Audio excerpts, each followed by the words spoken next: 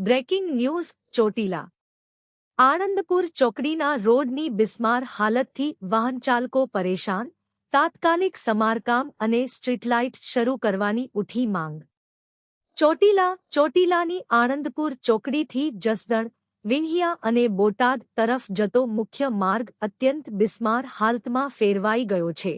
આ માર્ગ પરથી દરરોજ લાખો નાના મોટા વાહનોની અવરજવર થતી હોવા છતાં રોડ પર મોટા મોટા ખાડા પડી જતા વાહનચાલકો ભારે મુશ્કેલીનો સામનો કરી રહ્યા છે। ખાસ કરીને આણંદપુર ચોકડી અને તેની આસપાસના વિસ્તારમાં પડેલા ખાડાઓને કારણે વારંવાર નાના મોટા અકસ્માતો સર્જાઈ રહ્યા છે। અનેક વાહનચાલકોને ઈજાઓ પહોંચી રહી છે અને જીવલેણ અકસ્માતોની પણ ભીતિ સેવાઈ રહી છે।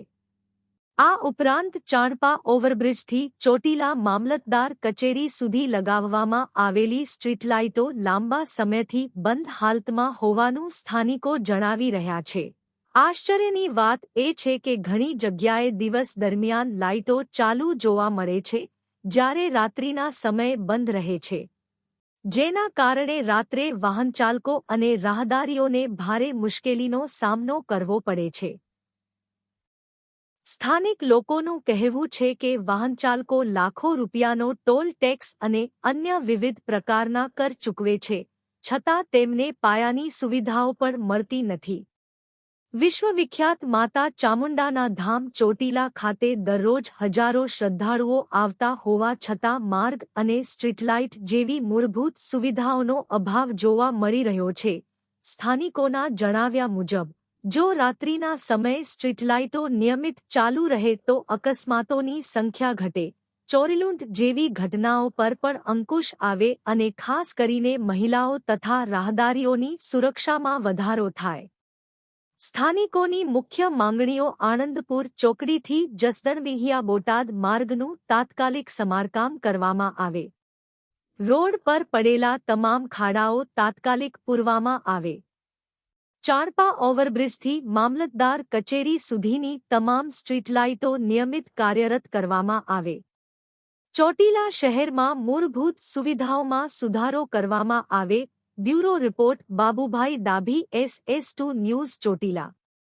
એસએસના માધ્યમથી આપણને બતાવી રહ્યો છે સુરેન્દ્રનગર જિલ્લાના ચોટીલામાં જે આણંદ પર રોડ આવેલો છે તેના સીધા દ્રશ્ય આપણે ગુજરાત મિરરના માધ્યમથી બતાવી રહ્યો પત્રકાર રિપોર્ટર બાબુભાઈ ડાભી ચોટીલા। ત્યારે આપણે દર્શક મિત્રો આપણે એસએસના સૌથી પહેલા આપણે એક્ચ્યુઅલી કલ્પિંગ બતાવી રહ્યો છે કે ચોટીલાના જે આણંદ પર રોડ ઉપર તમે જોઈ રહ્યા છો કોઈ પણ સગવડ નથી। ત્યારે આણંદ પર રોડ જસદણ જવા માટે ભારે વાહનો અને રાહદારીઓને ભારે મુશ્કેલી પડી રહી છે। ત્યારે એસએસના માધ્યમથી આપણે સીધા દ્રશ્ય બતાવી રહ્યો છો। ત્યારે તમે જોઈ રહ્યા છો આપણે જ્યારે વાહનો છે ત્યારે આણંદ પરના જે રોડ ઉપર અને હાઈવેની બાજુમાં જતા નજીક જ તમે જોવો છો કે મોટા મોટા ખાડાઓ છે તેના ગુજરાત એસએસના માધ્યમથી આપણને બતાવી રહ્યો છો। ત્યારે દર્શક મિત્રો તમે જોઈ રહ્યા છો કે નેશનલ હાઈવે નજીક હોવાથી અહીંયા કોઈ પણ પોઈન્ટ મૂકવામાં નથી આવેલો, પોલીસનો પણ બંદોબસ્ત અહીંયા રાખવામાં નથી આવેલો। ત્યારે ભારે ટ્રાફિક થતું હોય ત્યારે મોટા મોટા ખાડા હોય છે તેના સીધા દ્રશ્ય આપણને બતાવી રહ્યો છે પત્રકાર રિપોર્ટર બાબુભાઈ ડાભી।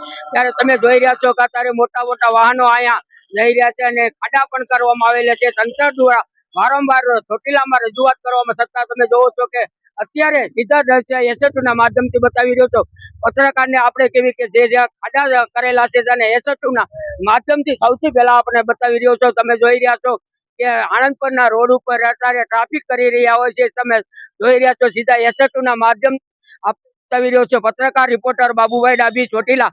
ત્યારે અવારનવાર જે રાજકોટની બાજુ આપણે ચોટીલાની જે હાઈવેથી નજીક તમે જોવો છો કે આણંદ પરનો રોડ આવેલો છે ત્યાં મોટા મોટા ખાડો કરવામાં આવેલો, તંત્ર દ્વારા વારંવાર રજૂઆત કરવામાં આવે છે। સ્થાનિક લોકો અને રાહદારીઓને ભારે મુશ્કેલી પડી રહી છે। ત્યારે જસદણ રોડ ઉપર આણંદ પર આવેલું છે, તાત્કાલિક ધોરણે આ ખાડાનું સમારકામ કરવામાં આવે એવી માંગ ઉઠી છે। પત્રકાર reporter Babubhai Dabhi, SS news Chotila. તમે જો ચોટીલાની અંદર એટલી બેદરકારી છે કે કોઈ સીમા છે। અત્યારે આપણે આણંદ પર ચોકડી ઉભા છીએ, એક્ઝેક્ટ આણંદ પર ચોકડી જસદણ વિછિયા અહીંયા 15-20 ગામનો રસ્તો ટર્નઓવર થાય છે, ચોકડી આવે છે।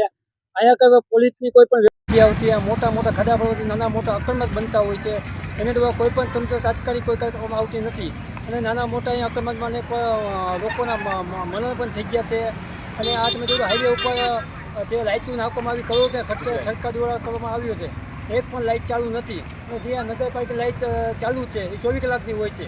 અને એ એક જ લાઇટ ચાલુ હોય. રાતના સમયે અમુક લાઇટો બંધ હોય છે. એના કારણે લૂંટફાટ ચોરી અનેક વાર વધતી હોય છે. આવું નગરપાલિકા હોવા છતાં પણ કોઈ પણ લોકોને સુવિધા આપવામાં આવતી નથી. અને લોકો દ્વારા લાખો રૂપિયાના ટોલ ટેક્સ દેવા છતાં પણ લોકોને સુવિધા પૂરી પાડવા છતાં આપતી રીતે અમારી ગણતરી કે સરકાર દ્વારા લાખો રૂપિયા ટોલ ટેક્સ દેવા છતાં પણ લોકોને સુવિધા સારી આપવામાં આવતી ન હોય. એને લઈને અમે સરકારને માંગણી કરી કે તાત્કાલિક હાઈવે લાઇટો તારીખો કરી દેવામાં આવે. અને મોટા મોટા ખાડા આ લાઇટ અંદાજે 3-4 મહિને બંધ છે. કયો રોડ કહેવાય? આણંદપર ચોકડી. આણંદ ચોકડી. ક્યાં લગીને લાઇટો? ગામ ઓલબીથી માની જ એ તો આપણે મામદાર ઓફિસ આવે ને કનૈયા હોટા સુધી લાઇટ બંધ છે બધી.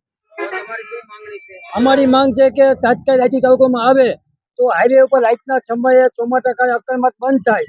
અને અહીંયા તમે જો નગરપાલિકાની ઘોર બેદરકારી હિસાબે અહીંયા કુતિયા અને ગાયો ખુલ્લેઆમ લકડતી હોય અકસ્માત બંધ રહી છે એ તાત્કાલિક બંધ કરવામાં આવે.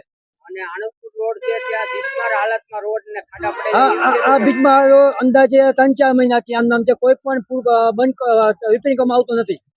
કેટલા ખાડા પડેલા છે અહીંયા અનેક ખાડા પડી ગયા છે. તમારી શું માંગ છે? અમારી માંગ છે કે તાત્કાલિક ખાડા બંધ કરવામાં આવે, પૂરવામાં આવે અને અકસ્માત બંધ થાય. એની અમારી માંગ છે સરકાર દ્વારા. કોઈ અધિકારીઓને જાણ કરવામાં આવી હતી? અમે અધિકારીને માંગવામાં આવે કે હવે આજની તારીખમાં અમે નાયબ કલેક્ટર એસટી સાહેબ મકવાને રજૂઆત કરશું. અને જે ચોટીલા નગરપાલિકાને અધિકારી રજૂઆત કરી એ પણ કોઈ ધ્યાન દેતું નથી અને હાઈવે અધિકારી કોઈ ધ્યાન દેતું નથી. તો તાત્કાલિક ધોરણે આ ખાડા પૂરવામાં આવે એવી તમારી માંગ છે? હા તાત્કાલિક ખાડા પૂરવામાં આવે તો અકસ્માત બંધ થાય, લોકોને સુવિધા સારી મળે, અમારી માંગ છે.